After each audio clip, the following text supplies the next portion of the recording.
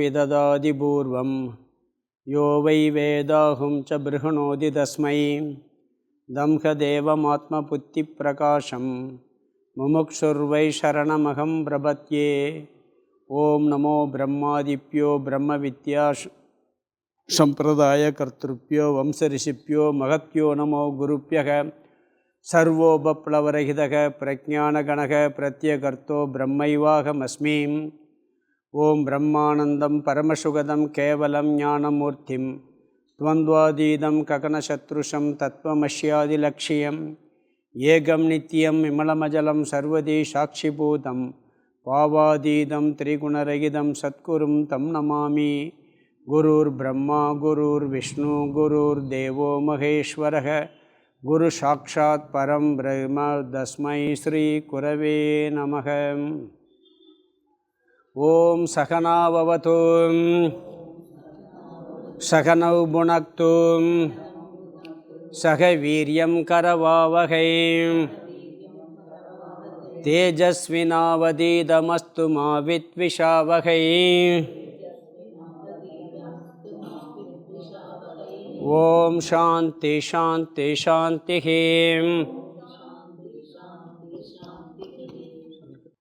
நம ஸ்ரீ சங்கரானந்த குருபாதாம்பு ஜன்மனே சவிலாச மகாமோக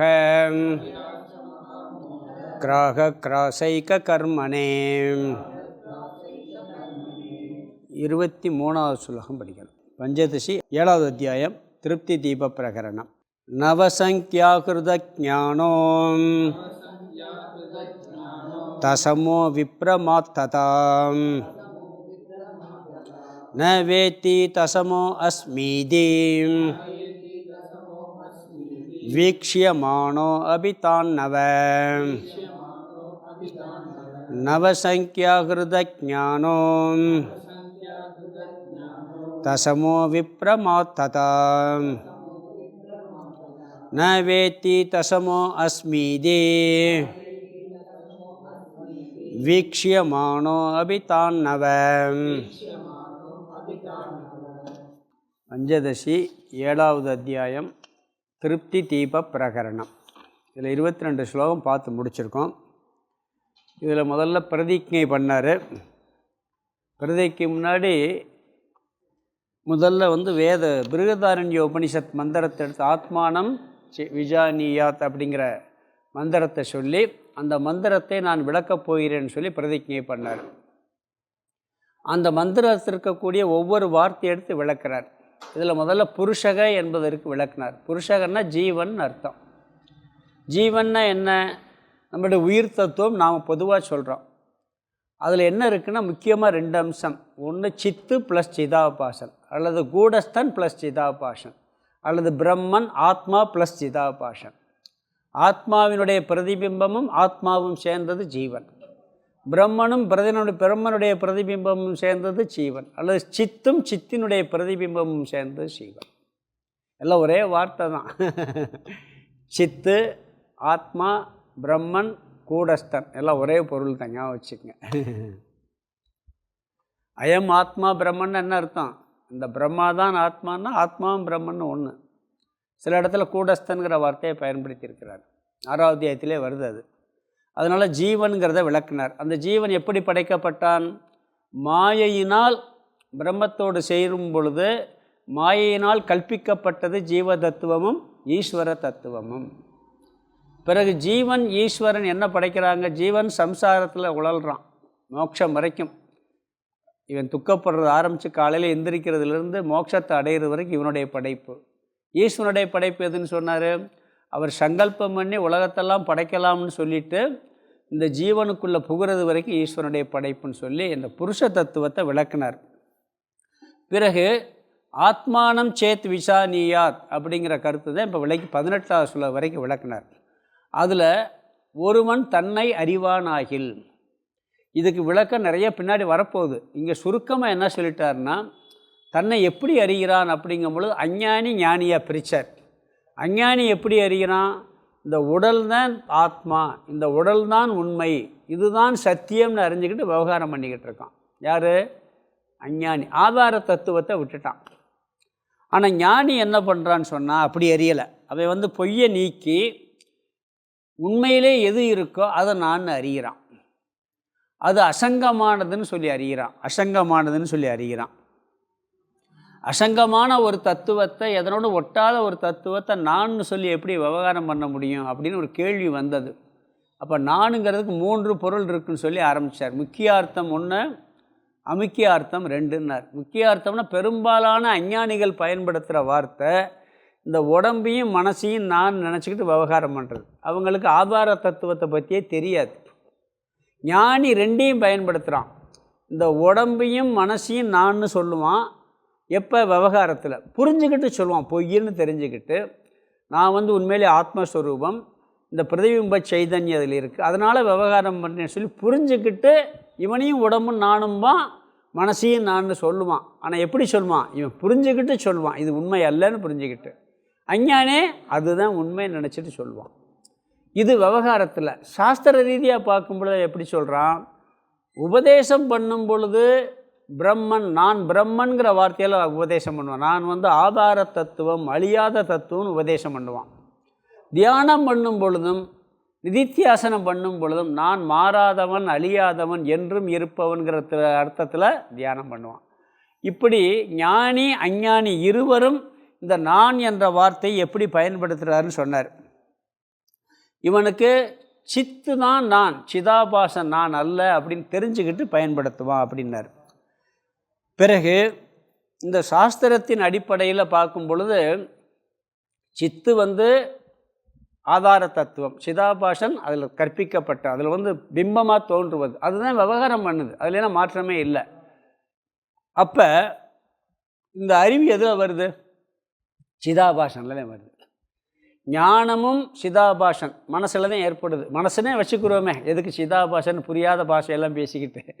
மனதிலை பிரதிபிம்பிக்கக்கூடிய ஒரு தத்துவம், உணர்வு தத்துவம். இதில் தான் அஞ்ஞானமும் இருக்குது, அறியாமையும் இருக்குது.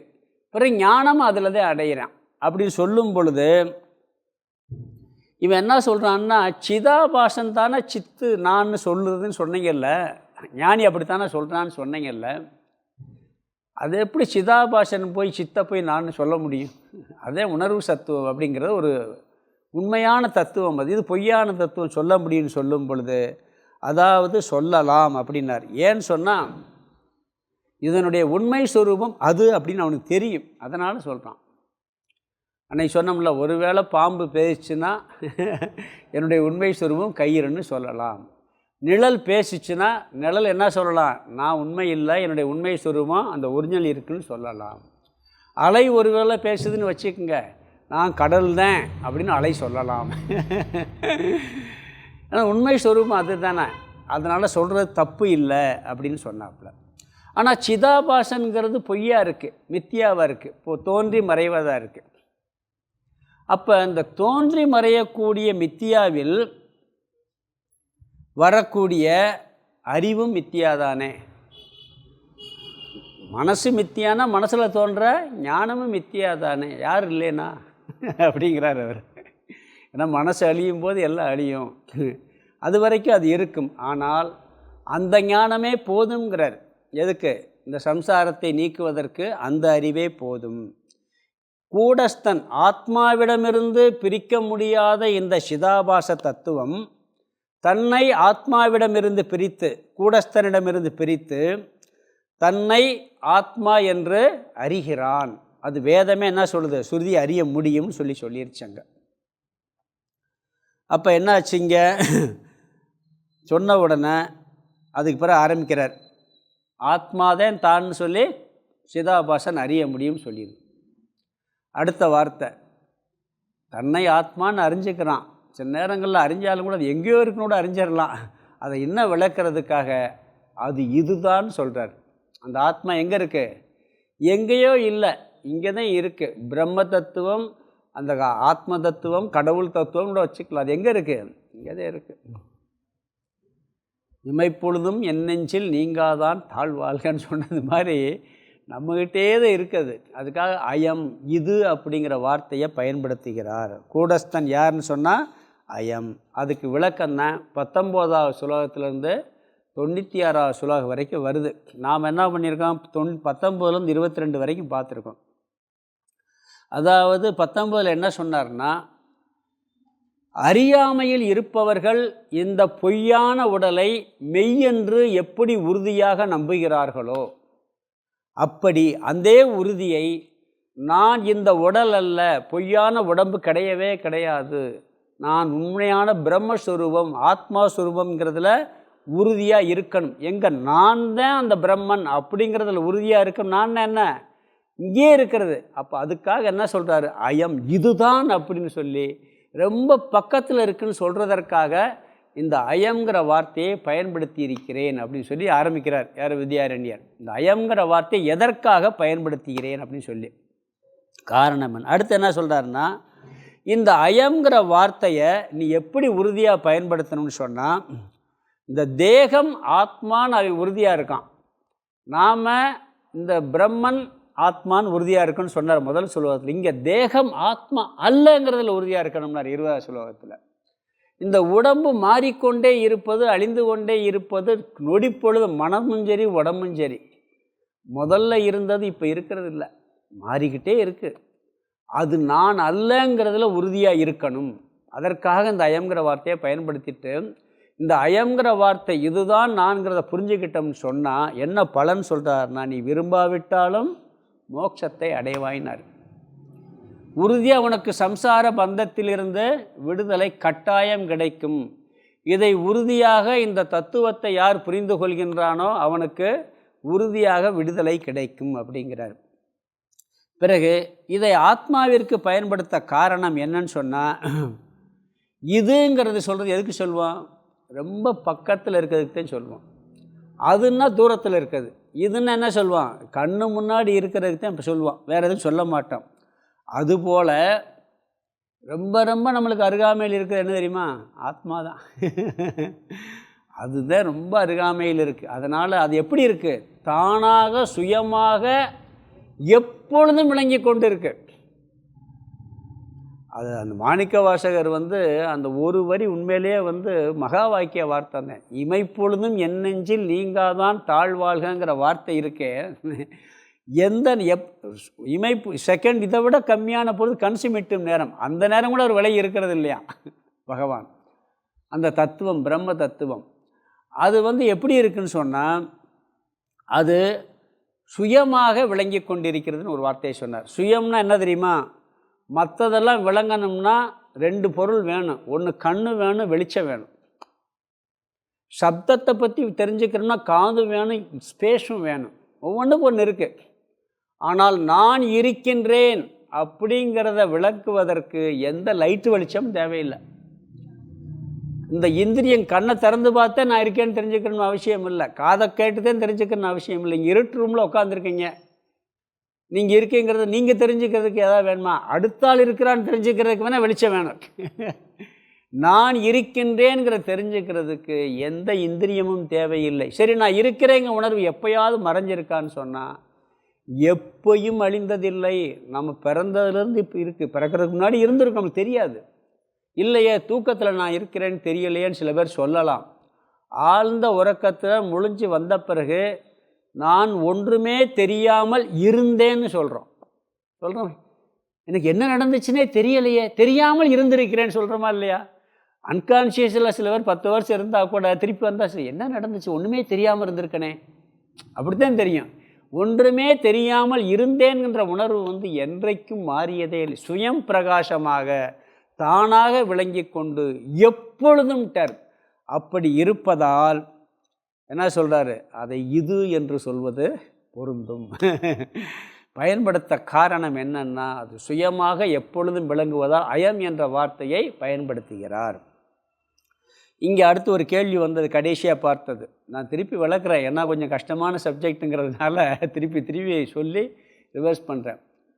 எப்பொழுதும் சுயமாக விளங்கி கொண்டிருக்கிறது எப்படி மறைக்கப்படும்? எப்பொழுதும் சுயமாக விளங்கி கொண்டிருக்கக்கூடியது எப்படி மறைக்கப்பட்டு பரோட்ச ஞானமாக மாறும்? பரோட்ச ஞானம் அபரோட்ச ஞானம், இந்த 2 வார்த்தையை புரிஞ்சுக்கிறணும். பரோட்ச ஞானம் சொன்னால் தூரத்தில் இருக்கக்கூடிய அறிவு. இப்போ நம்ம வீட்டில் இருக்கோம், வீடு இருக்குது, வீடு நம்மளுக்கு இங்கே வந்தாச்சு, அது வந்து பரோட்ச ஞானம், கண்ணு முன்னாடி இல்லை, ஆனால் அதை பற்றி அறிவு இருக்குது. வீட்டுக்கு போனால் அது அபரோக்ஷமாயிரும். இந்த ஹால், இதை பற்றி அறிவு எல்லாம் பார்த்துக்கிட்டு இருக்கோம், இது அபரோக்ஷம், இங்கேயே பார்த்துக்கிட்டு இருக்கோம். இதை ஹாலை விட்டு வெளியே போச்சுன்னா இதை பற்றி அறிவு அபரோக்ஷமாக மாறிடும், பரோட்சமாக மாறிடும். அப்படி இதுக்கெல்லாம் சொல்லலாம்.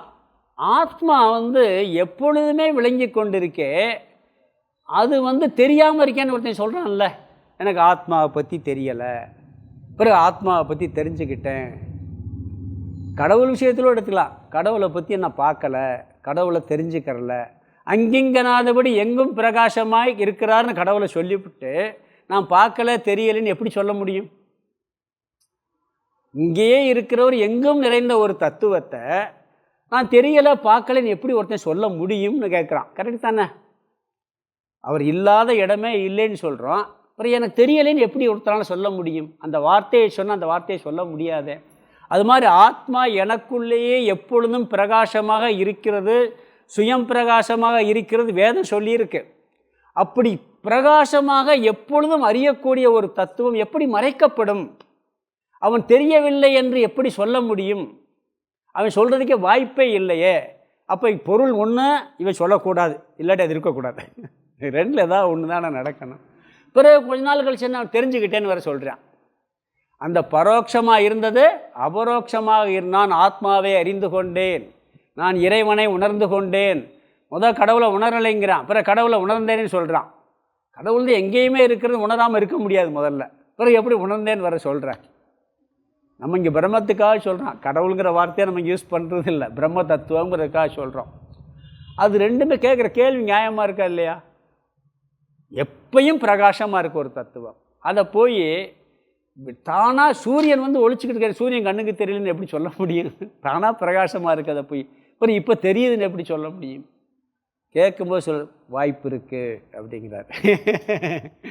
எப்பொழுதும் பிரகாசமாக தெரிந்து கொண்டிருக்கக்கூடிய ஒரு தத்துவம் தெரியாமல் இருக்க வாய்ப்பு இருக்குது, பிறகு தெரிஞ்சுக்கிறதுக்கும் வாய்ப்பு இருக்குது. 10வது மனிதனை போலன்ட்டார். அந்த சுலோகத்தை, அந்த உதாரணத்தை 10வது மனிதன் சொல்லி நிப்பாட்டிட்டார். இங்கே அடுத்த சுலோகத்திலிருந்து 10வது மனிதனை விளக்குகின்றார். இந்த 23லேருந்து விளக்குறார். என்ன விளக்குறாருன்னா பார்க்கலாம். இங்கே இந்த 10வது மனிதன் அப்படிங்கிற கதை போனவட்டும் சொன்னேன். ஆற்றை கடந்து 10 பேர் போகும்போது ஒருத்தன் ஆற்றுல போயிட்டான்னு தெரியாமல் தேடுற கதை, அது உள்ளே பார்ப்பேன் திருப்பி. இதில் என்ன சொல்கிறாரு? அந்த அறியாமையில் இருந்து ஆற்றை கடந்து 10 பேர் போகிறாங்க. போகும்பொழுது ஆற்றை கடந்த பிறகு சந்தேகம் வருது, ஆற்றுல யாராவது இழுத்துட்டு போயிடுச்சா என்னான்னு சொல்லி.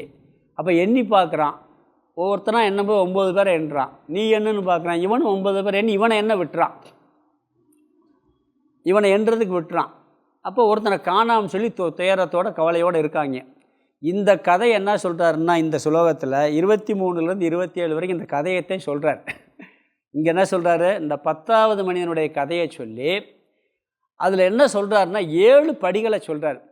10வது மனிதன் தொலைந்து விட்டான் என்று எண்ணுவதிலிருந்து 10வது மனிதனை அடைந்து சந்தோஷமாக திருப்தியாக இருக்கான் பார்த்தீங்களா, அது வரைக்கும் 7 படிகளை அவன் கடக்கிறானோ. இதை கதையை சொல்லி என்ன பண்ணும், இந்த 7 ஆத்ம தத்துவத்தில் அப்படியே அப்ளை பண்ணுவார். அப்ளை பண்ணி இந்த 96 சுலோகம் வரைக்கும் இதை விளக்குறார். விளக்கிட்டு பிறகு பின்னாடி அதில் கடைசியாக துக்கம் போது திருப்தி அடைகிறான்னு சொல்கிறார். அதை வந்து கடைசி ஒரு 75 சுலோகம் விளக்குறார். இதுதான் இந்த அத்தியாயத்தில் பிரதானமாக விளக்கக்கூடிய ஒரு கருத்து. இங்கே கதை அதில் எப்படி 7 அவஸ்தைன்னு சொன்னால், முதல்ல அறியாமை வருதான், அஞ்ஞானம். பிறகு ஆவரணம், ஆவரணம் மறைத்தல்னு ஒரு அர்த்தம் இருக்குது, இதில் இன்னொரு அர்த்தம் சொல்கிறாரு. பிறகு விக்ஷேபம், பிறகு பரோட்ச ஞானம் வருது, பிறகு அபரோக்ஷ ஞானம் வருது. பார்க்க போகிறோம், நான் சும்மா சுருக்கமாக சொல்கிறேன், பிறகு விரிவாக பார்க்க போகிறோம். 4வது பரோட்ச ஞானம், 5வது அபரோக்ஷ ஞானம்.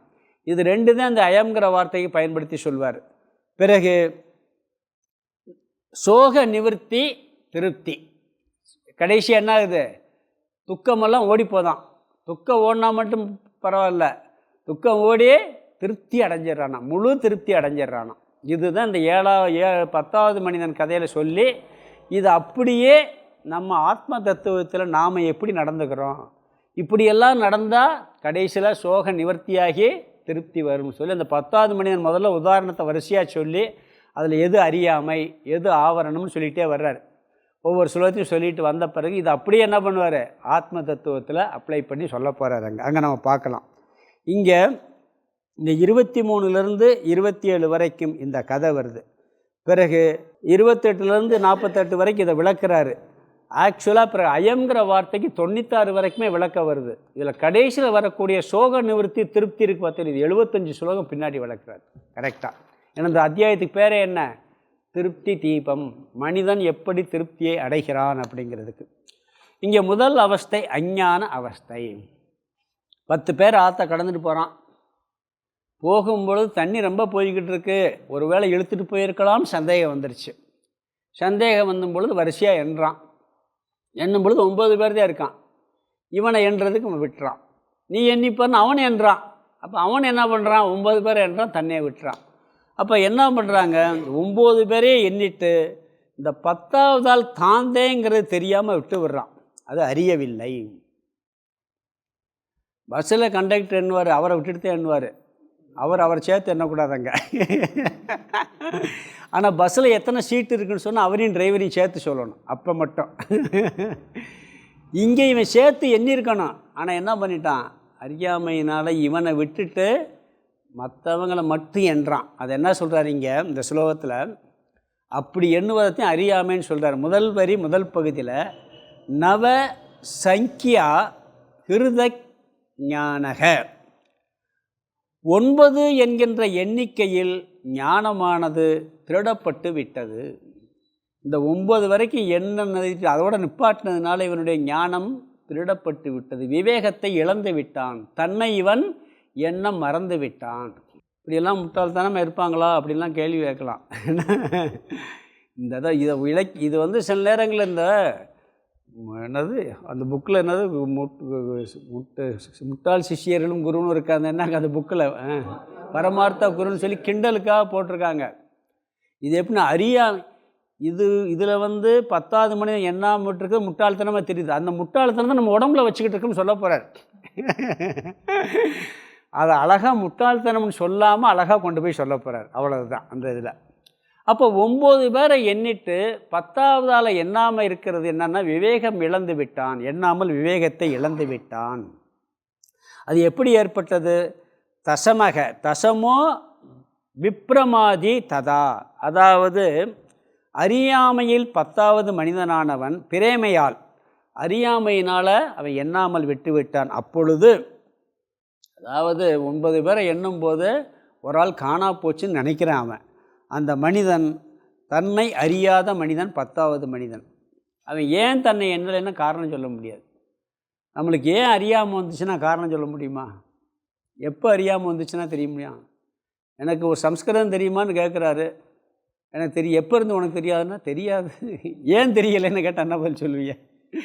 ஏன் தெரியலை எப்போ தெரியல பதில் சொல்ல முடியுமா? இந்த அறியாமைக்கெல்லாம் பதில் சொல்ல முடியாது. அறியாமையே மாயையே எப்படின்னு சொல்ல முடியாது, அறியாமையும் சொல்ல முடியாது. அதனால் இவன் 9 என்று எண்ணி முடித்தவுடன் இவன் அறிவை இழந்து 10வது மனிதனை எண்ண தவறிவிட்டான். அந்த அறியாமையினுடைய சொரூபத்தை விளக்குறார் 2வது வரியில். ந வேத்தி தசமக அஸ்மி இதி. தசமக அஸ்மி இதின்னா 10வது மனிதனாக நான் இருக்கிறேன் என்று ந வேத்தின்னு அறியவில்லை, அதை அறியாமல் போகிறான். இது எப்படி சொல்கிறாருன்னா, முதல்ல தசமக அஸ்மி அப்படிங்கிறத பிரம்ம அஸ்மி. இந்த தசமக அஸ்மின்னு 10வது ஆள் யார்? அதுதான் பிரம்ம, நான் தான். 10 தசமக அஸ்மி சீக்வல்ட்டு பிரம்ம அஸ்மி. அதை இவன் எண்ணாமல் விட்டு விட்டான், அதை அறியவில்லை. அடுத்து ஒரு வார்த்தை சொல்கிறாரு, வீக்ஷமானக அபி, அதாவது இவன் 9 பேர்களை கண்முன்னாடி பார்த்து கொண்டிருந்த போதிலும் தான் நவ அந்த 9 பேரை மட்டும் எண்ணிக்கொண்டிருந்த போதிலும், முன்னாடி 9 பேர் நிற்கிறாங்க, இதை பார்க்க மறந்துடுறான். அப்படி இருந்த போதிலும் தசமக அஸ்மி இதி ந வேத்தி, நான் 10வது ஆளாக இருக்கிறேன் என்று இவன் அறியவில்லை. 9 பேர் முன்னாடி பார்த்துக்கிட்டே இருக்கான், இவனும் இருக்கான். அப்படி கண்ணு முன்னாடி பார்த்துக்கிட்டு இருந்த போதிலும் கூட நான் 10வது ஆளாக இருக்கிறேன் என்பதை அவன் அறியவில்லை. அவன் அபரோக்ஷமாகவே இருந்தாலும் 10வது மனிதன் அபரோக்ஷமாகவே அவனாகவே இருக்கான், பார்த்துக்கிட்டே இருக்கான். இருந்தாலும் கூட அங்கு அஞ்ஞானம் ஏற்பட்டு விடுகிறது.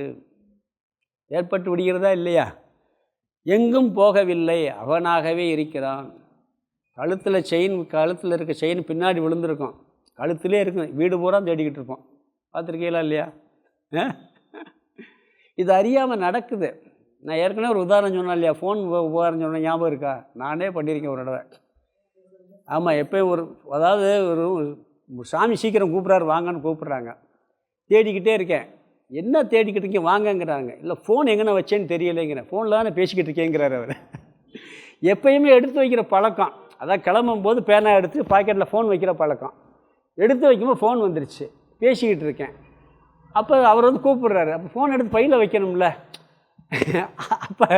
அப்போ கையிலே இருக்குது, ஆனால் அறியாமல் இருக்கும்.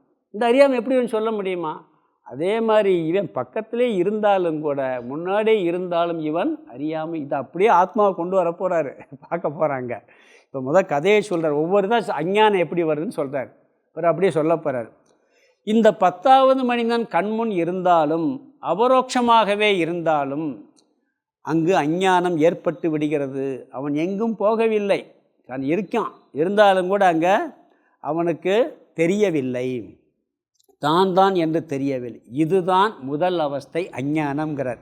இந்த அவஸ்தைக்கு பேர் அஞ்ஞானம். அயம் என்ற சொல்லு இருக்கிறதையும் குறிக்கும், பக்கத்தில் இருக்கிறதையும் குறிக்கும். ஆனால் இங்கே என்ன இருக்கு? என்றுமே அபரோக்ஷமாக இருக்கும் பிரம்மத்திடம் பரோட்ச ஞானம் வந்துவிட்டது. எங்கோ இருக்குன்னு நம்ம நினச்சிக்கிட்டு இருக்கோம். பிரம்மன் இருக்குன்னா பிரம்மன் எங்கேயோ இருக்குது, நம்ம போய் அடையன்னு நினச்சிக்கிட்டு இருக்கோம். பார்த்தீங்களா? இங்கே இருக்கிறதவே இதுக்கு பேர் பரோட்ச ஞானம். அதையும் சொல்ல போகிறார். இங்கே முதல் படி அஞ்ஞானம், அடுத்த ஸ்லோகத்தில் 2வது வரப்போகுது.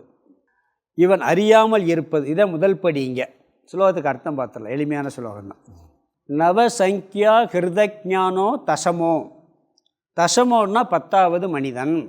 தசம்னா 10, தசமோனா 10வது மனிதன். இந்த 10வது மனிதன் திருப்பி திருப்பி வந்துக்கிட்டே இருக்கும். இந்த கதை ஞாபகம் வச்சுக்கிறணும், எல்லாருக்கும் தெரிஞ்ச விஷயம். ஏன்னா அடுத்த சுலோகம் பூரா இந்த 27 வரைக்கும் இதை சொல்லுவார். அப்புறம் இதை அப்படியே ஜாயின் பண்ணி ஆத்மாவில் சொல்ல போகிறார். விப்ரமாத், தசமோ விப்ரமாத். விப்ரமாத்னு சொன்னால் பிராந்தியால், அறிவின்மையால். முதல் வார்த்தை நவசங்கியா, 9 வரை எண்ணிய போது. சங்கியான்னா என்றதுன்னு அர்த்தம். இந்த சம்ஸ்கிருதத்தில் சங்கியான்னு சொல்லுவாங்க, எத்தனை சங்கியான்னு கேட்பாங்க. நவன்னா 9, 9 வரை எண்ணிய போது கிருத ஞானக, அறிவை இழந்து விட்டான். அது வரை கரெக்டாக எண்ணிக்கிட்டு வரலாம். 9 முடிஞ்சவன் என்னாச்சு? தன்னை என்ன மறந்துட்டான், அந்த அறிவை இழந்து விட்டான். ததா, கடைசி வார்த்தை, அப்பொழுது ந வேத்தி தசமோ அஸ்மீதி வீக்ஷியமானோபி தான் நவ. இந்த கடைசி வார்த்தையை எடுத்துக்கலாம், தான் நவ 2வது வரியில்.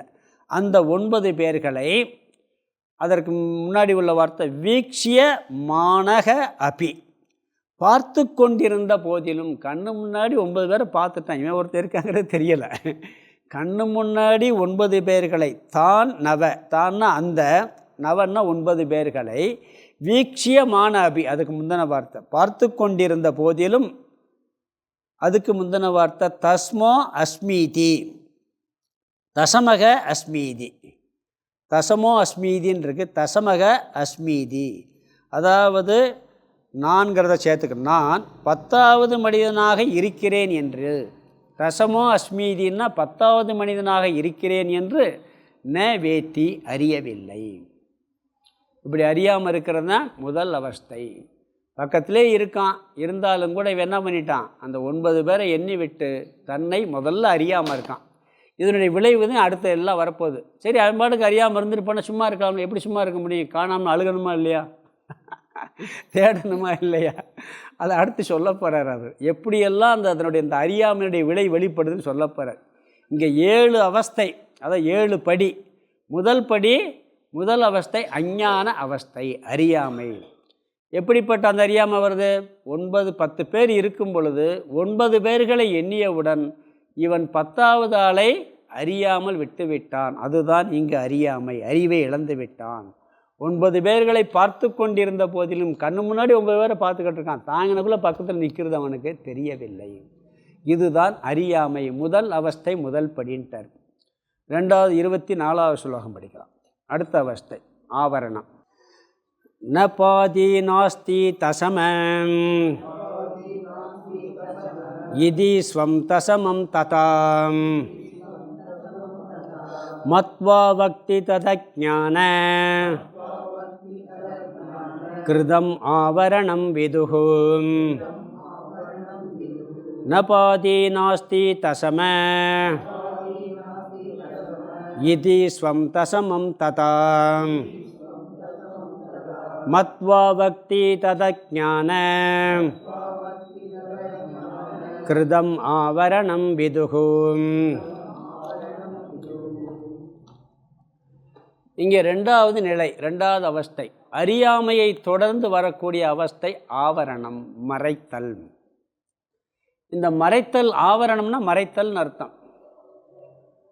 இந்த நம்மளுடைய நாய்க்கெல்லாம் ஆவரணம் ஏன் பேர் வச்சுருக்காங்க சொல்லுங்கள்? தங்கத்தை மறைச்சிருச்சு. அங்கே ஆபரணமா ஏதோ ஒன்று மறைக்குது. அந்த ஒரிஜினல் தங்கத்தை வந்து டிசைனில் தான் நான் கவனம் போகுது. அதனால ஆவரணம்.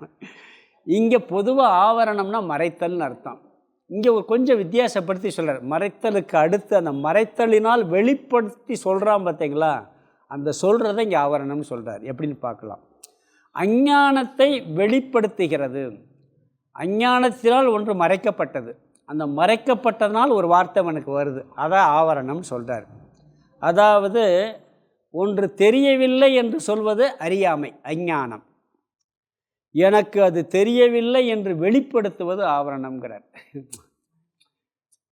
தெரியாமல் இருக்குது, அதனால தானே மறைச்சிருக்கு, மறைச்சதுனால தெரியவில்லைன்னு சொல்கிறான். அப்படி வெளிப்படுத்து, எனக்கு தெரியவில்லைன்னு சொல்கிறத இங்கே ஆவரணம்ங்கிறார். ஏன்னா இவன் என்ன சொல்கிறான், முதல்ல 10 எண்ணி பார்க்குறான், அறியாமல் வந்துருச்சு. அப்போ 10வது மனிதன் மறைக்கப்பட்டாச்சு. அதனால் என்ன சொல்கிறான், 10வது மனிதன் இல்லைன்னு சொல்கிறான். அது வந்து ஆவரணம்ங்கிறார். இல்லையே என்பது 10வது மனிதன் தெரியாமல் இருக்கிறது அறியாமை, அவனை காணவில்லைன்னு வெளிப்படுத்துகிறான் பார்த்துங்களா, இதுக்கு பேர் ஆவரணம். அதாவது 10வது மனிதனாக இவன் இருந்தாலும் அதை அறியாததால் இவனை பொறுத்தவரை இவன் மறைக்கப்பட்டு விட்டான். இவன் மறைக்கப்பட்டதால் இவன் என்ன சொல்கிறான், 10வது மனிதனை காணவில்லை, தெரியவில்லை, விளங்கவில்லை, அவன் இல்லவே இல்லைங்கிறான். 10வது மனிதனை காணாங்கிறான். அதுக்காக முதல் வார்த்தை சொல்கிறாரு முதல் பகுதியில், ந பாதி ந அஸ்தி தசமக. முதல் வரி ந பாதி அப்படின்னா அதாவது விளங்கவில்லை, 10வது மனிதன் தெரியவில்லை. ந அஸ்தினா இல்லை, 10வது மனிதனை காணான், அவன் இல்லை தெரியலை அப்படிங்கிறான். 10வது மனிதன் இல்லவும் இல்லை, விளங்கவும் இல்லை, அவன் ஆற்றில் எங்கேயோ போய்விட்டான் அப்படிங்கிறான். அறியாமையால் 10வது மனிதன் மறைக்கப்பட்டதை வெளிப்படுத்துவதற்கு பெயர் இங்கு ஆவரணம்னு ஒரு வார்த்தையை சொல்கிறார். அஞ்ஞானத்தை தூண்டி வெளிப்படுத்துகிறது ஆவரணம். அதுக்கு அடுத்து சொல்கிறார், இதி ஸ்வம் தசமம் ததாம். அதாவது 10வது மனிதன் இல்லை, விளங்கவில்லை என்று, இதுன்னா என்று தானாகவே இருக்கின்ற 10வது மனிதனை, தானாகவே இருக்கின்ற 10வது மனிதனை ததான்னா அப்பொழுது, எண்ணாமல் இருந்த பொழுது, தான் தான் 10வது மனிதன் இருந்த பொழுது இவன் என்ன சொல்கிறான்னு சொன்னால், அந்த மனிதன் இல்லை தெரியவில்லைன்னு சொல்லிட்டு மத்வா பக்தி, அதாவது அவன் இல்லை தெரியவில்லை என்று நினைத்து கூறுகின்றான். அதாவது 10வது மனிதன் இல்லவும் இல்லை விளங்கவும் இல்லைன்னு சொல்லி நினச்சிக்கிட்டு, இவன் அறிவில் அதான் இருக்குது, அப்படி நினச்சிக்கிட்டு கூறுகிறான் பார்த்தீங்களா, அதை இப்படி கூறுகின்ற இந்த விஷயத்தை அஞ்ஞான கிருதம், 2வது வரி அஞ்ஞான கிருதம் அறியாமையால் ஏற்பட்ட ஆவரணம் விதுகு, ஆவரணம் என்று கூறுகிறார்கள். சும்மா அந்த வார்த்தைக்கு விளக்கத்தை மட்டும் சொல்லிட்டு வர்றார், பெருசாக அதுக்கு விளக்கமெல்லாம் இல்லை. என்ன சொல்கிறாரு, 10வது மனிதன் முதல்ல எண்ணாமல் விட்டுட்டான், தெரியலை, அதோடு அவன் நிப்பாட்டில் என்ன பண்ணுறான், ஆரம்பிக்கிறான். சும்மா இருந்தால் பிரச்சனை இல்லை, 10வது மனிதன் விளங்கவில்லை தெரியவில்லை காணாமேன்னு எடுத்து என்ன பண்ணுறான், சொல்ல ஆரம்பிச்சிடுறான். இப்படி அந்த மறைத்தலினால் வெளிப்படுத்துகின்ற சொல்லு இருக்குது பார்த்தீங்களா, அதுக்கு பேர் ஆவரணம். முதல்ல புலம்புறான், காணான்னு சொல்கிறான். காணான்ட்டு பேசாமல் உட்காந்தா அப்புறம் அழுக ஆரம்பிச்சிருவான். அதுதான் விக்ஷேபம். திருப்பி என்ன பண்ண, அதனுடைய விளைவு என்ன? நம்மளை நாம் மறந்ததுனால தான் அழுகிறோம். நம்ம யாருன்னு தெரியலை, நம்ம ஆனந்த சுரூபம் தெரியலை, அதனால தான் எல்லாத்துக்கும் அழுகிறோம் நம்ம. இவன் என்ன பண்ணுறான், 10வது மனிதன் காணவில்லை என்று முதல்ல சொல்லிட்டான்.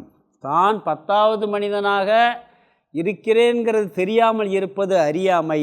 அப்படி தெரியாததை சொல்வது ஆவரணம். காணவில்லை என்று சொல்வது ஆவரணம். அறியாமையால் ஏற்பட்ட வெளிப்பாடு ஆவரணம். இங்கே சுருக்கமாக சொல்லிட்டார், அறியாமை என்ன, ஆவரணம் என்ன. அடுத்து விக்ஷேபத்தை சொல்ல போகிற சுலபத்துக்கு அர்த்தம் பார்த்துடலாம். ந பாதி நாஸ்தி ந அஸ்தி தசமக இதி ஸ்வம் தசமம் ததா. இதில் முதல்ல இந்த ஸ்வம் தசமங்கிறத எடுத்துக்கணும். ஸ்வம் தசமம்னா, ஸ்வம்னா தானாகவே இருக்கின்ற, தசமம் 10வது மனிதனை, இவன் 10வது மனிதன், தான் 10வது மனிதன். அப்படி தானாக இருக்கின்ற 10வது மனிதனை முதல் வார்த்தையில் முதல் பகுதியில் ந பாதி நாஸ்தி தசமகன் இருக்கு. தசமகன்னா 10வது மனிதன். அந்த 10வது மனிதன் ந பாதி ந அஸ்தி. ந பாதினா விளங்கவில்லை, அதாவது தெரியவில்லை. ந அஸ்தினா இல்லை. இதி என்று, ததா கடைசி வார்த்தை, ததா என்று, அப்பொழுது, ததான்னு அப்பொழுது, 2வது வரி மத்வா நினைத்து, பக்தி கூறுகின்றான். தானாகவே இருக்கின்ற 10வது மனிதனை அந்த 10வது மனிதன் விளங்கவில்லை, தெரியவில்லை என்று நினைத்து கூறுகின்றான். அடுத்த வார்த்தை ததக அஜ்ஞான கிருதம் ஆவரணம் எதுகு. தத் அஜ்ஞான கிருதம், ததகல்ல, தத்துனா இதை, எதை இப்படி இவன் கூறுறான் பார்த்தீங்களா, இந்த செயலை அஞ்ஞான கிருதம், அஞ்ஞானத்தினால் உருவாக்கப்பட்ட ஏற்பட்ட ஆவரணம் மறைத்தல் என்று விதுகு கூறுகிறார்கள். ஆவரணம் என்று கூறுகிறார்கள். இங்கே அஞ்ஞானம் எது என்ற ஆவரணம் எதுங்கிற கருத்து இங்கே சொல்லிட்டார். முதல்ல அஞ்ஞானம் எதுன்னு சொல்லிட்டார். இங்கே ஆவரணம் என்ன, அறியாமையினால் 10வது மனிதன் தெரியவில்லை, விளங்கவில்லை என்று சொல்வது ஆவரணம். சொல்லிட்டு பேசாமல் இருந்தால் பரவாயில்ல. அடுத்து விக்ஷேபம், அடுத்து தான் ஆரம்ப பிரச்சனை ஆரம்பமாகுது. 25 படிக்கலாம். நத்யாம் மமார தசமம் இதி சோசன் பிரரோதிதி அஜ்ஞானக்ருத விக்ஷேபம் ரோதநாதிம் விதுர்புதாஹம். நத்யாம் மமார தசமம்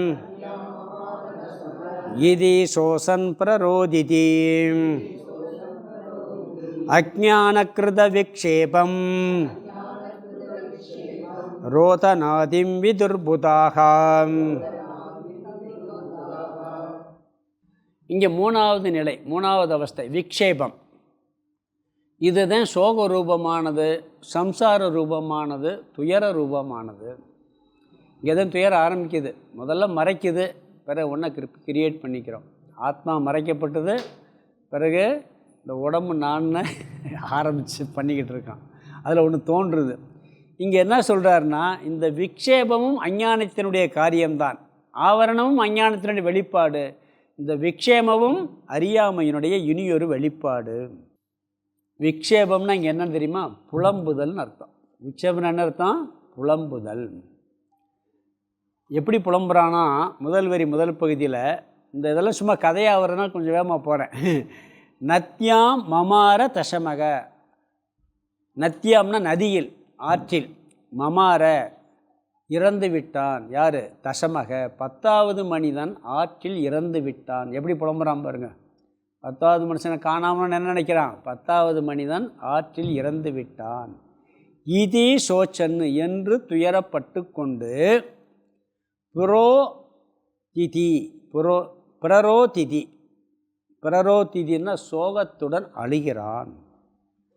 காணாமட்டு என்ன பண்ணான், சொன்னான் முதல்ல, இப்போ என்ன பண்ணிட்டான், அழுகிறான். நகையை காணாமன்னு முதல்ல சொல்கிறது, பிறகு காணாமன்னு அழுகிறது. இங்கே தான் சோகம் உருவாகுது. இது என்ன சொல்கிறாருன்னா, 2வது வரியில் அஞ்ஞான கிருத விக்ஷேபம், அஞ்ஞானத்தினால் செய்யப்பட்ட விக்ஷேபம், உருவாக்கப்பட்ட விக்ஷேபம், அஞ்ஞானத்தினுடைய விளைவான விக்ஷேபம்.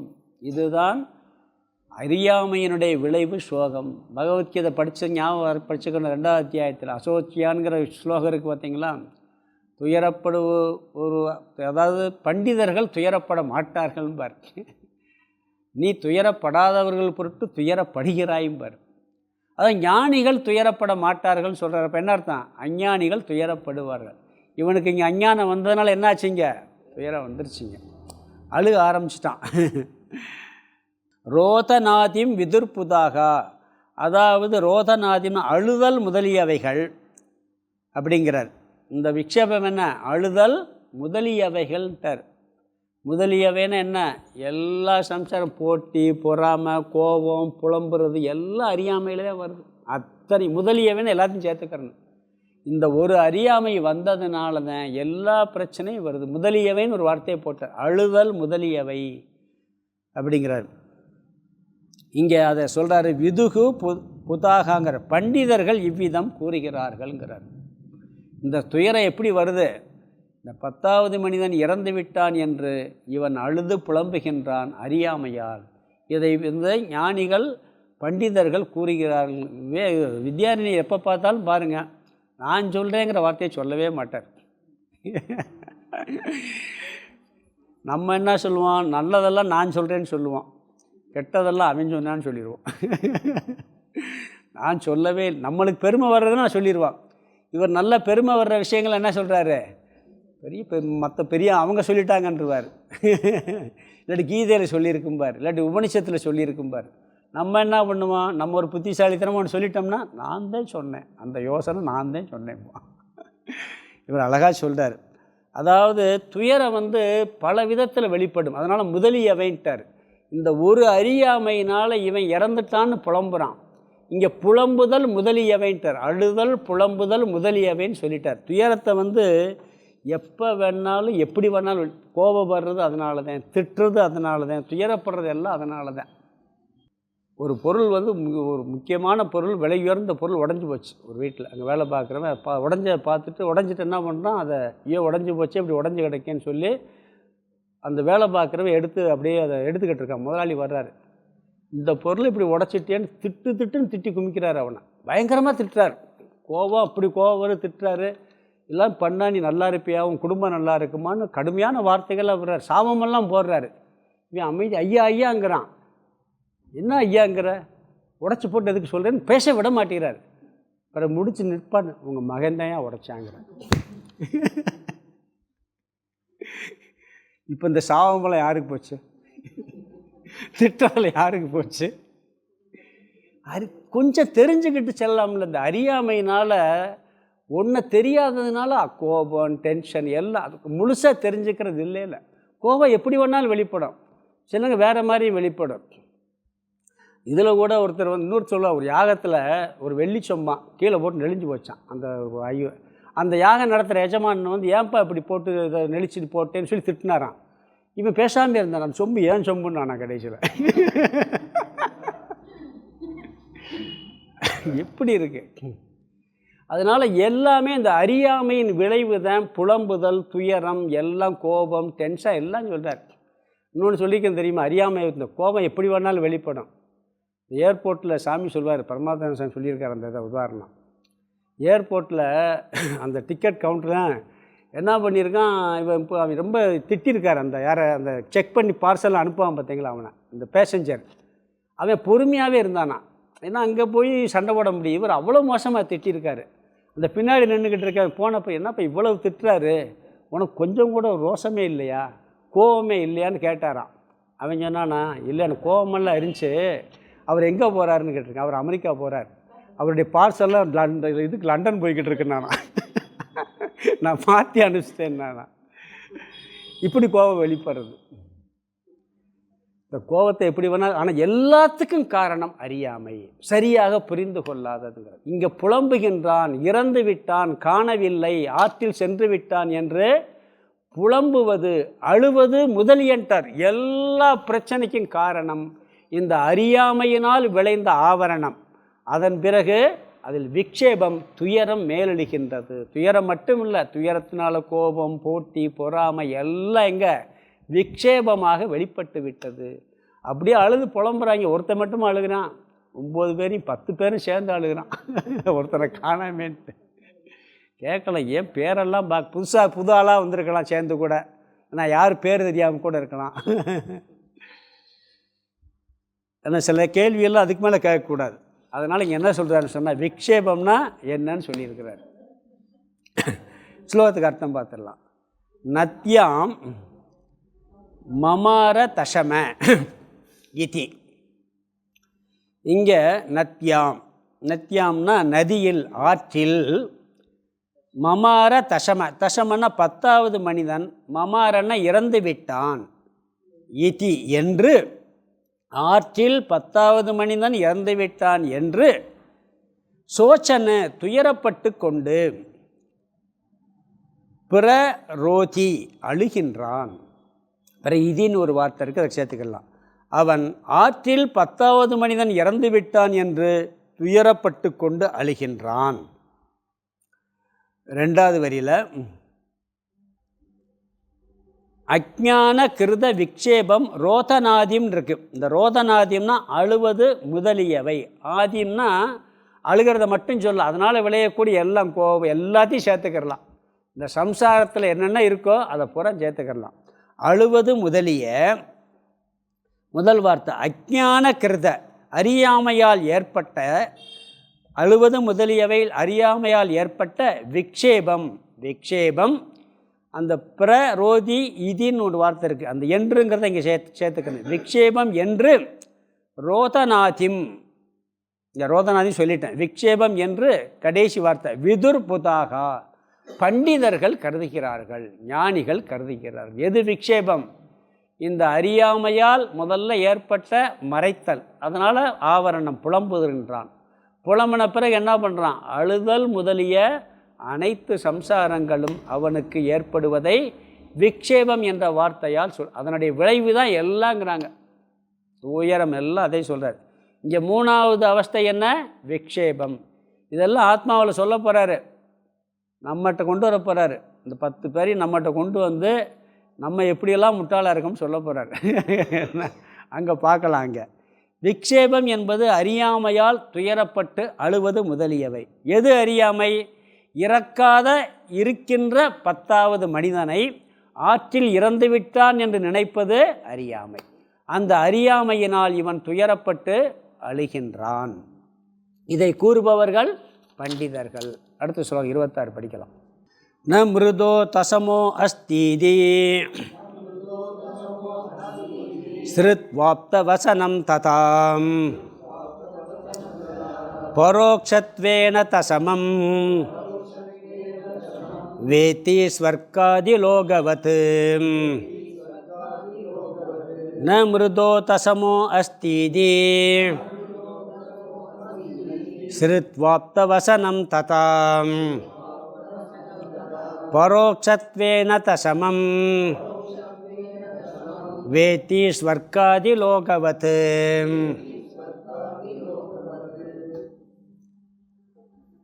இங்கே 4வது அவஸ்தையான பரோக்ஷ ஞானம் என்ற கருத்து வருது.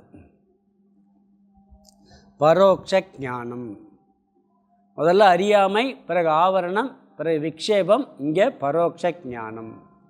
இந்த பரோக்ஷ ஞானம்னா என்னன்னு முதல்ல இங்கே சொல்கிறார். பிறகு அது எதனால் நீங்குங்கிற கருத்து பின்னாடி வரப்போகுது. பிறகு அந்த பரோக்ஷ ஞானத்தினுடைய ஸ்வரூபம் என்னன்னு சொல்ல போகிறாரு. பிறகு பரோக்ஷ ஞானத்திற்கும் அபரோக்ஷ ஞானத்திற்கும் உள்ள வேற்றுமை, எப்படி பரோட்ச ஞானம் அபரோக்ஷம் மாறுகிறது, எல்லா கருத்தும் வரிசையாக வரப்போகுது. இங்கே என்ன சொல்கிறாருன்னா, பரோட்ச ஞானம்னா என்ன? ஏன்னா அந்த பரோட்சங்கிறது 5வது அவஸ்தை, அதை சொல்கிறாரு. இங்கே எல்லாத்தையும் கொஞ்சம் நல்லா மிக தெளிவாக ஒவ்வொரு வார்த்தையாக விளக்க போகிறார். ஒவ்வொரு ஸ்லோகத்திலையும் சொல்லிவிட்டு அப்புறம் ஒவ்வொரு வார்த்தையை எடுத்து ஆத்ம தத்துவத்திலையும் சொல்லி அழகாக விளக்கி கொண்டு போக போகிறார். அங்கே பார்க்கும். இங்கே பரோட்ச ஞானம்னா என்ன, அது எப்படி நம்மளுக்கு வருகின்றது? இங்கே முதல் ஸ்லோகத்தை அர்த்தத்தை பார்த்துட்டு அப்படியே பார்க்கலாம். அது வித்யேன்னு சொன்னால் இந்த விளக்கத்தை பின்னாடி அவரே நிறையா கொடுக்குறார். அதனால் இங்கே ஸ்லோகத்துக்கு அர்த்தத்தை பார்த்துட்டு போயிடலாம். பிறகு சொல்கிறேன். முதல் வரியில் ந மிருதக தசமக அஸ்தி இதி, 10வது மனிதன் இறக்கவில்லை இருக்கிறான் என்று. முதல் வரி என்ன சொல்கிறாங்க? 10வது மனிதன் இறக்கவில்லை இருக்கிறான் என்று யார் சொல்கிறா பாருங்கள். அதில் 2வது பதி ஸ்ருத்வா ஆப்த வச்சனம் ததா. ஆப்த வசனம்னா நேர்மையாக வாழ்கின்ற ஒரு பெரியவர், பொய் சொல்லாதவர், மற்றவருக்கு கெடுதல் பண்ணாமல் இருக்கக்கூடிய ஒரு பெரியவர். அவருடைய வாக்கியம், அந்த வாக்கியம், அவருடைய வாக்கியத்தை ஸ்ருத்வா கேட்டு. இதை யார் சொல்கிறாருன்னா, ஒரு பெரியவர் வர்றார், இவன் சோகத்தோடு அழுதுகிட்டு உட்காந்துருக்கான். ஏன் அழுகிறேன்னு கேட்குறார். நாங்கள் 10 பேர் வந்தோம், 10 பேரில் ஒருத்தனை ஆற்றுல தண்ணி இழுத்துட்டு போயிடுச்சு, அவன் போயிட்டா நினச்சி நாங்கள் அழுதுகிட்டு இருக்கோம்னு எல்லாரும் சொல்கிறான். இவர் புரிஞ்சுக்கிறார். புரிஞ்சுக்கிட்டு என்ன சொல்கிற, முதல் வார்த்தை அவனுக்கு 10வது மனிதன் இறக்கவில்லை இருக்கிறான்னு ஒரு வார்த்தையை சொல்லிடுறார். அது பெரியவர் சொல்கிறாரு. முக்கியமாக வந்து சொன்னவொடனே அவனுக்கு என்ன ஆகுது, உடனே நம்பிக்கை வருமா வராதா? என்னடா நம்ம செத்து போயிட்டா நினச்ச, பாத்தில் போய் என்கிட்ட எந்திரிச்சு போய் நின்றுட்டு இருக்கான் போல இருக்கு, இவர் பார்த்துட்டு வந்திருப்பார் போல இருக்கு அப்படின்னு இவன் நினைக்கலாம். அதனால் நீங்கள் என்ன சொல்கிறாருன்னா, முதல்ல அவர் வந்து சொல்கிறார் இந்த ஆப்த வாக்கியங்கிறார். இந்த ஆப்த வாக்கியங்கிறது புரிஞ்சுக்கணும். ஆப்த வாக்கியம்னா சான்றோர்களுடைய வாக்கியம். எப்பயுமே எல்லாருடைய வாக்கியம் நம்மளுக்கு பிரமாணம் கிடையாது. பொய் சொல்லுவான் நிறையா பேர். மற்றவங்களுக்கு கெடுதல் பண்ணக்கூடாது, நல்லதே செய்கிறோம்னு சொல்கிற வாக்கியங்கள் இருக்குது பார்த்திங்களா, அவங்களுடைய வார்த்தைக்கு பேர் ஆப்த வாக்கியம்னு பேர். ஏன்னா அவங்கள்ட்ட கபடம் இல்லை, சூது இல்லை, பிறகு ஏமாற்றக்கூடிய எண்ணம் இல்லை. அதனால் அவங்களுக்கு பேர் ஆப்த வாக்கியம் அவர் சொல்கிறதுக்கு. ஏன்னா இவர் நினச்சா கூட சொல்லியிருக்கலாம்ல, எங்கே முட்டாள்தனம் இருக்காங்க இவங்களே ஏமாற்றி 10வது ஆளை காமிச்சதை காசு பிடிக்கிறலாம் அப்படி கூட நினைக்கலாம்ல. அவர் அப்படி இல்லாதனால என்ன பண்ணுறாருன்னா, இவன் துயரப்பட்டு கொண்டிருந்தவங்களை பார்த்து அவங்களை ஏமாற்றக்கூடாது, இவன் புரியாமல் ஏதோ உட்காந்துக்கிட்ட எண்ணத்தில் என்ன சொல்கிறாரு, 10வது மனிதன் இறக்கவில்லை, தசமக ந மிருதகங்கிறார். அதாவது 10வது மனிதன் இறக்கவில்லை, தசமக அஸ்தி, இறக்கவில்லைன்னு மட்டும் சொல்ல, இருக்கிறான்ப்பான்னு சொல்கிறார். அவன் இருக்கிறான். இது இவ்விதம் ஆப்தவச்சனம் சிறுத்வா. அப்படி அந்த சொன்ன வார்த்தையை கேட்டவுடன் ததா, அப்பொழுது இந்த வார்த்தையை அவர் கேட்குறான். அப்போ அவனுக்கு என்ன வருது, அப்போ தான் அவனுக்கு பரோட்ச ஞானம் வருது. இவன் தான் 10வது மனிதனாக இருக்கான், ஆனால் எங்கேயோ இருக்கிறான்னு நினைக்கிறான். மத்தியில் இருக்கிறான்னு நம்பிக்கை வந்துருச்சு. அவர் வார்த்தையில் நம்பிக்கை இருக்குது. அப்போ இருக்கிறான்னு நம்பிட்டான், ஆனால் இவனாக இருக்கேங்கிறது தெரியலை. அப்பா உயிரோடு இருக்கான்ப்பா, அவன் சாகலப்பா, இவர் சொல்கிறாருப்பா, இந்த வார்த்தை நம்பலான்னு சொல்லிவிட்டு இவனுக்கு பரோட்ச ஞானம் வருது. அது இவன்தேன்னு இவனுக்கு தெரியலை. பரோட்சத்வேன தசமம் வேத்தி, 10வது மனிதனை எங்கோ இருப்பதாக அறிகிறான், பரோட்சமாக அறிகிறான். எப்படி அறிகிறான்? எங்கேயோ இருக்கான் அப்படின்னு அறிகிறான். அதாவது இவர் எடுத்த உடனே இந்த பெரியவர் வந்து சாதாரண நல்லவராக இல்லைன்னு வச்சுக்கங்க, என்னப்பா முட்டாள்தனமாக அப்படி உட்காந்துருக்கு, அறிவு கேட்டு உனக்கு அறிவு இருக்கா இல்லையா, உன்னையவே மறந்து சொல்லியிருக்கலாம்ல, முட்டாளேன்னு சொல்லியிருக்கலாம். என்னப்பா முட்டாள்தனமாக இருக்குது, நீயே உன்னை என்ன விட்டுன்னு சொல்லியிருக்கலாம். இவர் என்ன பண்ணுறாரு, அழகா முதல்ல இருக்கான்ப்பா, அவன் சாகலை இருக்கான்னு சொல்கிறார். என் முட்டாளேன்னு கூப்பிடலை. இவர் எடுத்தவன் என்ன சொல்கிறார், 10வது மனிதன் இறக்கவில்லை இருக்கிறான்ங்கிறார். இப்படித்தான் ஆரம்பிக்கணும். சில வார்த்தைகள்லாம் பார்த்திங்கன்னா யார்கிட்ட எப்படி பேசணுங்கிறதே தெரியறதில்லை. ஒருத்தன் ரொம்ப முட்டாளாக இருப்பான், அவனை போய் நீ என்ன உனக்கு இது கூட தெரியலான்னு சொல்லக்கூடாது. அப்படி சொன்னால் அவனுக்கு என்ன ஆகும், அதை கேட்குற புத்தியே வராது. இவர் அழகாக என்ன சொல்கிறார், முதல்ல விஷயத்தை சொல்கிறார். அவனை வந்து திட்டியெல்லாம் சொல்லலை, கண்டேன் சீதைன்னு சொல்கிறார்ல, அதுக்கு பிறகு தானே விளக்குறாரு. அந்த வார்த்தையில் வந்து எவ்வளவோ விஷயங்கள் இருக்குது. அதாவது ஒரு உதாரணம் கூட சொல்லலாம். ஒருத்தர் வந்து ஒரு நகையை வந்து ரொம்ப காலத்துக்கு முன்னாடி பத்திரமா இருக்குன்னு சொல்லி நம்பிக்கையான ஒரு பெரியவர்கிட்ட கொடுத்து வைக்கிறார் வச்சுக்கிறோமே. கொடுத்து வச்ச உடனே இவன் மறந்துடுறாரு. ரொம்ப நாள் கழித்து அந்த நகையை தேடி பார்க்குறாரு, வீடு பூரா காணாம், நகையை தேடிக்கிட்டே இருக்கார், காணாம். அந்த பெரியவர் வர்றாரு. பெரியவர் வந்த உடனே என்னப்பா சோகமாக இருக்குன்னு கேட்குறாரு. நகை வந்து ஒரு இடத்துல பாதுகாப்பு வச்சேன், எங்கன்னு வச்சேன்னே தெரியலை, தேடிக்கிட்டே இருக்கேன் அப்படின்னு சொல்லிட்டாரு. உடனே இவர் உனக்கு நான் அறிவு இருக்கா இல்லையா அப்படின்னு சொல்லலாம், என்கிட்ட கொடுத்தா மறந்துட்டான்னு சொல்லலாம், இல்லைன்னு மறைச்சும் கூட இருக்கலாம். ஆனால் அவர் என்ன சொல்கிறார், அவர் என்னப்பா ஏப்பா சொல்கிற, இருக்குப்பா நகை, முதல்ல துயரப்படா, இருக்குது, எங்கே இருக்குது, இருக்குது முதல்ல. எங்கே இருக்கு? அப்போ ஒரு வேளை இவர் ஏதோ பார்த்து வச்சுருப்பேன்னு, பிறகு மெதுவா, நீ தானே என்கிட்ட கொடுத்த, இது எப்படி இருக்கு, நீ தானே கொடுத்த அப்படின்னு சொன்ன இந்த வார்த்தைகள் இருக்கு, பக்குவமாக பேசி பழகணும். ஒரு இடத்துல ஊரில் ஒருத்தர் பார்த்தேன். ஒருத்தர் ஏதோ ஒரு வேலை செய்யும்போது ஒரு பெரியதே நடந்து மோதிரம் இருக்குது பார்த்தீங்களா, அது ஏதோ நெளிஞ்சு போகுன்னு சொல்லி வீட்டுக்காரை மட்டும் கலத்தி கொடுத்துட்றாரு. மறந்துட்டார். மறந்து கொடுத்த உடனே இது என்ன பண்ணுறாரு, காணான்னு தேடிக்கிட்டு இருக்காரு. அது வீட்டில் அது மாமனார் போட்ட மோதிரம் வேறு. என்ன காணா போச்சுன்னா அந்த அம்மா வையும்னு வேறு பயம் வேறு. என்னடா இப்படி எப்படி வசம் வாங்குறேன்னு சொல்லிட்டு ஒரு வேளை என்ன பண்ணு இப்படியே நடந்தது இப்படியே திரிக்கிட்டே இருந்தாராம். அந்த அம்மா என்ன மோதிரத்தை என்கிட்ட கொடுத்தீங்க வாங்கி போடலையான்னு கேட்டுச்சான். உயிரே வந்துச்சு அவருக்கு. அப்போத்தான் புரியுதுங்களா? அப்படி மறந்துடுறான். அது சொல்லும்போது ஏன்னா என்கிட்ட கொடுத்தீங்களே மறந்துட்டேன்னு சொல்லும்போது அந்த ஒரு இது இருக்காது இருக்குது அப்படிங்கிறது. அது மாதிரி இவர் என்ன சொல்கிறாரு, என்ன முட்டாளாக இருக்கேன்னு சொல்ல, அப்போ சாகலை இருக்கான்னு சொன்ன உடனே இவனுக்கு என்ன ஆகுது, அப்போ எங்கேயோ இருக்கான்னு நினைக்கிறான், நானாக இருக்கேன்னு நினைக்கிறதுக்கு பேர் பரோட்ச ஞானம்ங்கிறார். அவன் 10வது மனிதன் ஆற்றில் விழுந்து விட்டான் என்று எண்ணியவன் எங்கோ தப்பிச்சு உயிரோடு இருக்கான் போல இருக்கு அப்படின்னு நினச்சிட்றான். எங்கேயோ இருக்கான், இதுக்கு பேர் பரோட்ச ஞானம். தானாக இருக்கேன்னு நினைக்கல, ஆனால் உயிரோடு இருக்கானவொன்னு அவனுக்கு ஒரு முதல்ல என்ன பண்ணுச்சு, கொஞ்சம் சந்தோஷம், அந்த துயரமெல்லாம் கொஞ்சம் போக ஆரம்பிக்குது. அதுக்கு உதாரணம் சொல்கிறாரு, ஸ்வர்காதி லோகவத்து, சொர்க்கம் முதலிய லோகங்கள் இருக்கே அது பரோட்ச ஞானம். சொர்க்கத்தை யாராவது பார்த்துருக்கோமா, தெரியுமா? தெரியணும்னா நம்ம இறந்தாகணும். இறந்தாலும் அங்கே போவோமான்னு தெரியாது. எந்த லோகத்துக்கு நம்மளுக்கே தெரியாது. சொர்க்கலோகம் 7 லோகங்கள் சொல்லியிருக்கு சாஸ்திரங்களில், நம்புகிறோம். வேதத்தில் சொல்லியிருக்கு, சொர்க்கத்தை பற்றி சொல்லியிருக்கு, பிரம்மலோகம் சொல்லியிருக்கு, கைலாசம், எல்லா லோகத்தையும் பற்றி சாஸ்திரம் சொல்லியிருக்கு. நேராக பார்த்ததில்லை. அதை படித்து நம்பினா நம்மளுக்கு ஒரு அறிவு வருதா இல்லையா, அதுக்கு பேர் பரோட்ச ஞானம். அந்த சொர்க்கம் முதலியவைகளை பார்க்காமையே அதை பற்றி அறிவு இருக்கே, அதுபோல் இவனுக்கு எப்படி 10வது மனிதன் இருக்கிறான், சாகவில்லை என்ற அறிவு இவனுக்கு வருகின்றது. அபரோக்ஷ ஞானம் அல்ல. ஏன்னா இவனுக்கு இப்போ பொதுவாக பார்த்திங்கன்னா கிரகங்களை பற்றியில் நிறைய சயின்ஸில் படிக்கிறோம். நம்ம நேராக போய் பார்த்துக்கிட்டு படிக்கிறோம். ஏதோ அதெல்லாம் பார்த்துட்டு ஒரு ஆராய்ச்சி பண்ணி சொல்கிறாங்க, நம்ம தெரிஞ்சுக்கிறோம், அவ்வளவுதான். அது மாதிரி இதெல்லாம் பரோட்ச ஞானம், நேரடியான ஞானம் இல்லை. நம்ம இங்கே ரிஷிகேஷில் இருக்கோம், ரிஷிகேஷ் போகவே இல்லை, அதை பற்றி நிறையா சொல்கிறாங்க, அங்கே இப்படி இருக்குது அப்படி இருக்குதுன்னு சொல்கிறாங்க. அதை கேட்டு தெரிஞ்சுக்கிறது பரோட்ச ஞானம். நேராக போனால் அபரோக்ஷ ஞானம். டூரெல்லாம் யாராவது போயிட்டு வந்தால் என்ன பண்ணுவாங்க, அதை பற்றி அப்படியே வர்ணனை பண்ண போகணும்னு ஆசை வந்துடும். அதுக்கு பேர் பரோட்ச ஞானம்.